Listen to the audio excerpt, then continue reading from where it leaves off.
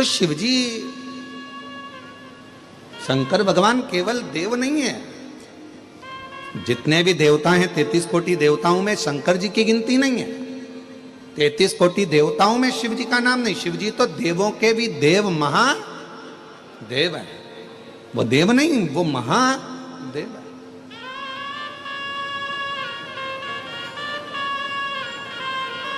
और उनके पास में सारी फाइल है।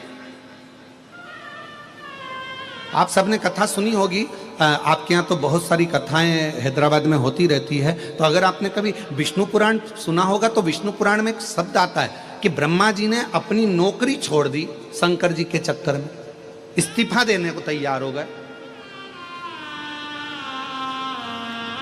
तो भगवान विष्णु ने पूछा कि तुम ब्रह्मा जी अपनी नौकरी क्यों छोड़ रहे हो, तुम इस्तीफा क्यों दे रहे हो? तो भगवान नारायण ने जब पूछा तो ब्रह्मा जी बोले कि मैं इस्तीफा इसलिए देना चाहता हूं कि राजा श्वेत, मार्कंडेय राजा श्वेत का प्राण छूटने का समय था, मरने का समय था, और राजा श्वेत को मरना था।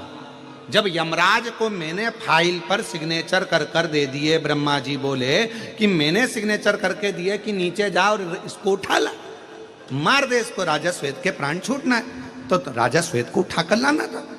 ब्रह्मा जी ने जब फाइल सिग्नेचर करके दे दी तो यमराज ने उस फाइल को स्वीकार करा और यमराज ने अपने यमदूत राजा श्वेत को लेने के लिए भेजा। तो फिर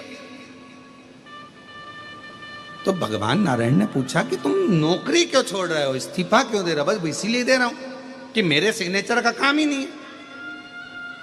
तो हुआ क्या, राजा श्वेत ने, जिसका अंतिम समय था, मरने का समय था, और राजा श्वेत ने उस समय पर शंकर भगवान के मंदिर में बैठकर शिव जी के मंदिर में झाड़ू पोछा कर रहा था, पूजन कर रहा था, शिव जी को जल चढ़ा रहा था।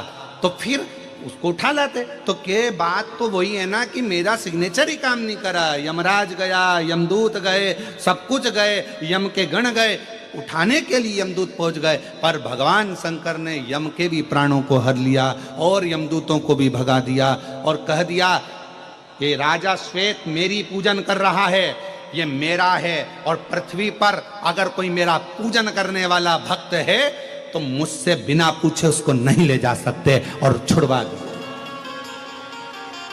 तो मेरी तो सिग्नेचर का काम ही नहीं है, तो फिर मुझे फाइल बनाने से मतलब क्या? मुझे तो इस्तीफा दे दो। ब्रह्मा जी बोले मुझे नौकरी नहीं करना, मुझे तो देवलोक में रहना ही नहीं है। जब शंकर जी की इतनी चल रही है और हमारी चल ही नहीं रही है तो मतलब क्या?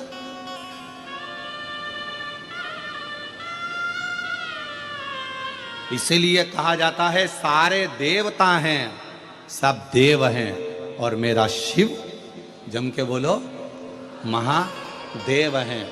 किसी के भी सिग्नेचर, तुम्हारी किस्मत में किसी ने कह दिया कि तुम्हारे भाग्य में दुख लिखा है, किसी ने कह दिया तुम्हारी किस्मत में तकलीफ लिखी है, किसी ने कह दिया तुम्हारी किस्मत में घाटा लिखा है, किसी ने कह दिया तुम्हारी भाग्य में ये लिखा है। दुनिया, देवता ने अगर तुम्हारा भाग्य लिखा है, ब्रह्मा जी ने भी अगर तुम्हारी लेखनी लिखी है, देवताओं ने अगर तुम्हारा भाग्य लिखा है, लिख दें दो। उस भाग्य को पलटने की जवाबदारी केवल एक के पास है, और वो देवाधिदेव महादेव के पास है। वो महादेव के पास। एक पत्र में एक बहन ने लिखा,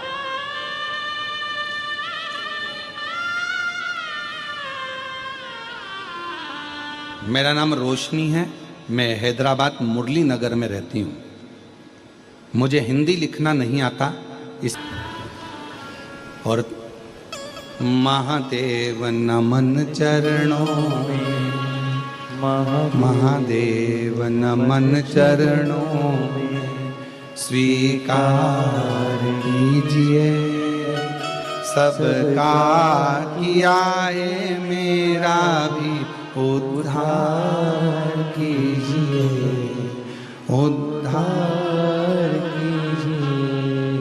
महादेव नमन चरणों में, स्वीकार कीजिए सबका किया है, मेरा भी उद्धार कीजिए, उद्धार कीजिए।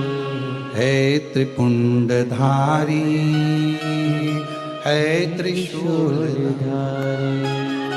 है त्रिपुंडधारी, है त्रिशूलधारी। चरणों में तेरे बाबा जी पावन है चारों धाम। चरणों में तेरे बाबा जी पावन है चारों धाम। तेरी देव करते वंदना पूजे हैं सीताराम। तेरी देव करते वंदना पूजे हैं सीताराम। हो जाए पूरी कामना, हो जाए पूरी कामना।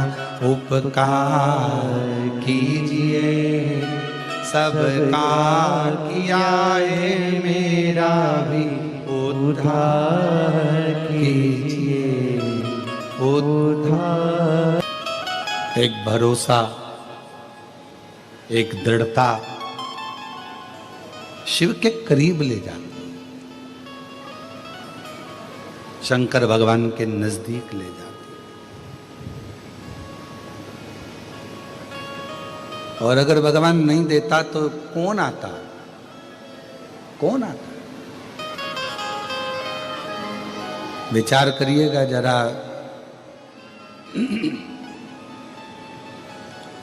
चींटी कभी नमक के डब्बे के पास नहीं जाती। हैदराबाद में जाती हो तो बात दूसरी है, पर चींटी कभी नमक के डब्बे के पास नहीं जाती। चींटी हमेशा शक्कर का डब्बा ढूंढती है, और जहां शक्कर का डब्बा रखा रहता है चींटी को एड्रेस कोई नहीं बताता, पर एड्रेस ढूंढते ढूंढते चींटी उस शक्कर के डब्बे के पास, गुड़ के डब्बे के पास, मिठाई के डब्बे के पास पहुंच जाती है। उसी तरह शंकर के जितने भक्त हैं, इनको कई लोग कह रहे थे एड्रेस इनको कैसे मालूम होगा, हैदराबाद में कहाँ शमशाबाद है, कहाँ कथा हो रही है, कहाँ कथा चल रही है। पर जो जैसे चींटी शक्कर का डब्बा ढूंढ लेती है, शंकर के भक्त शंकर की कथा ढूंढ लेते हैं, शिव की कथा। वो ढूंढते ढूंढते पहुंच जाते हैं।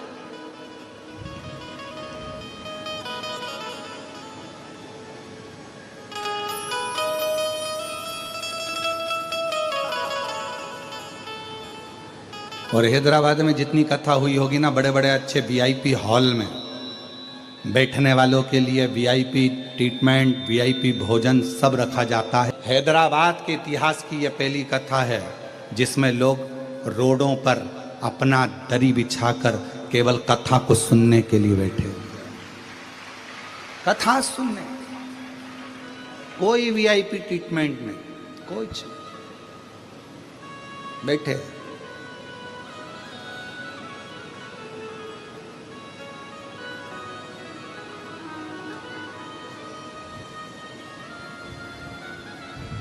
और हमारे ब्रज गोपाल भैया के लिए भी मैं कहूँगा,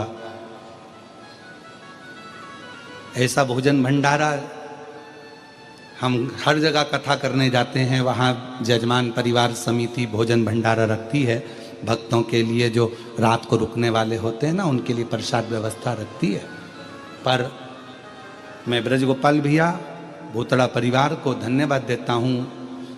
इस भूतड़ा परिवार की बेटियों को भी, दामादों को भी, इस घर की बहुओं को भी, इस घर के परिवार के सदस्यों को भी बहुत धन्यवाद देता हूँ कि ऐसा भंडारा जिसमें गुलाब जामुन बन रही है, रसमलाई बन रही है, और जिसमें अलग अलग व्यंजन बनकर ये आए हुए शिव भक्तों को जो रात भर इस पंडाल में रहते हैं, सोते हैं, कथा सुनते हैं, उनके लिए आपने व्यवस्था करी, उसके लिए धन्यवाद, धन्यवाद। साधुता है। और कितनी बड़ी बात, एक कोई भाई कोई कल या परसों के दिन कोई गाड़ी भरकर सामान लाया होगा, और ब्रज गोपाल भैया को मालूम पड़ा, तो ब्रज गोपाल भैया ने उसके हाथ जोड़कर कहा कि ये सामान आप वापिस ले जाओ, क्या पता शिव जी ने हमारे माता पिता की कृपा से कैसे हम पर करुणा करी है, जो हमारे परिवार में कथा हो रही है। हमको तुमसे कुछ नहीं चाहिए, बस कथा सुनो और आनंद लो। कितना कितना साधुता है, कितनी कृपा है।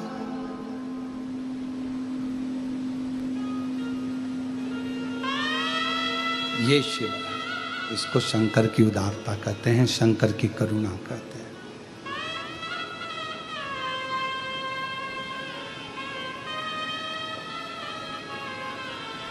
धन्य इस भूतड़ा परिवार की बेटियां हों, चाहे दामाद हों, चाहे इस घर की बहन बेटियां, बुआ हो, फूफा हो, मामा हो, काका हो, चाचा हो, सबको बहुत अंदर से आज गर्व होना चाहिए कि शंकर जी के आप कोई साधारण व्यक्ति नहीं, आप शिव की बेटियां हो, शिव के परिवार के सदस्य हो, शिव परिवार। शिव शिव। पार्वती जी ने पूछा कि आपका मन उदास दिख रहा है, आप बड़े उदास दिख रहे हो, क्या बात है, क्या हुआ?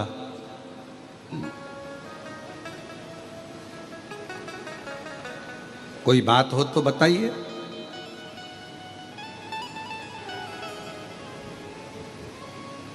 शंकर भगवान बोले कि कलिकाल की स्थिति देखकर मेरे को थोड़ा सा दुख हो रहा। कोई तन से दुखी है, कोई मन से दुखी है, कोई धन से दुखी है, कोई कष्ट शरीर का है, कोई रोग है, किसी को कोई तकलीफ हो रही है, किसी को कोई तकलीफ हो रही है, कोई ना कोई दुखी है। कलिकाल है तो उसमें दुख तो रहेगा।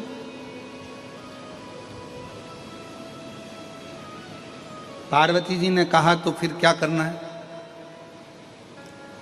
इनके दुखी होने से तुम दुखी हो जाओगे तो काम चल जाएगा क्या? नहीं चलेगा ना। तो पार्वती जी ने कहा कि आपको दुनिया के लोग करुणा का सागर कहते हैं। कर्पूर गौरम करुणावतारम संसार सदा वसंतम हृदयारविंदे भवम भवानी।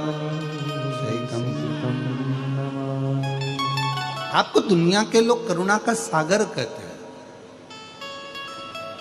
तो एक काम करो ना, दुनिया के दुख मिटाने के लिए कुछ ऐसा प्रस्तुत कर दो कि संसार के लोगों के पास में अगर आप नहीं पहुंच पाओ तो आपकी करुणा तो पहुंच जाए।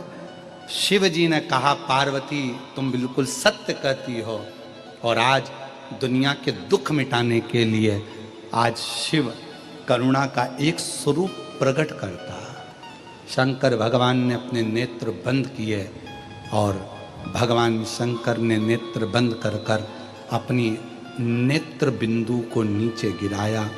14 रात्रि तक जो शंकर भगवान मौन रहे थे, 14 रात्रि के नेत्र अश्रु को भूमि पर गिरा दिया।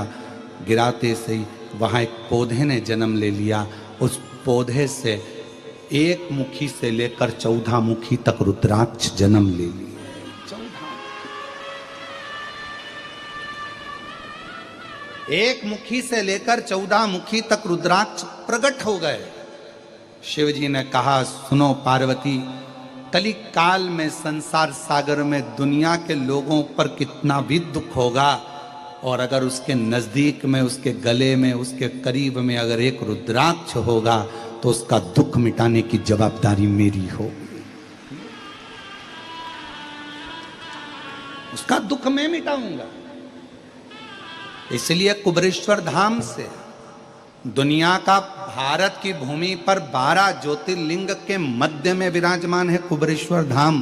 भारत की भूमि का एक ऐसा धाम है कुबेरेश्वर धाम, जहां से प्रसाद के रूप में कुछ मिले के ना मिले, पर प्रसाद के रूप में एक रुद्राक्ष जरूर मिलता है, और वो रुद्राक्ष आपकी जिंदगी को संवार देता है। एक रुद्राक्ष जिसको लोग तांबे के कलश में गलाते हैं, शिव जी को जल चढ़ाते हैं और उस जल को पीते हैं। चाहे बड़े से बड़ा कितना भी रोग है, कितनी भी तकलीफ है, कितना भी कष्ट है, दुनिया के लोगों को विश्वास है सीहोर के रुद्राक्ष पर, भरोसा।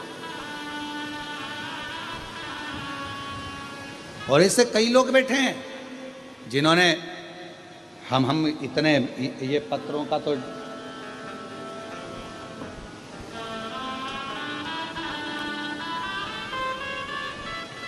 ये इतने पत्र जो है ना, इन पत्रों को हम नहीं पढ़ पाए, पर एक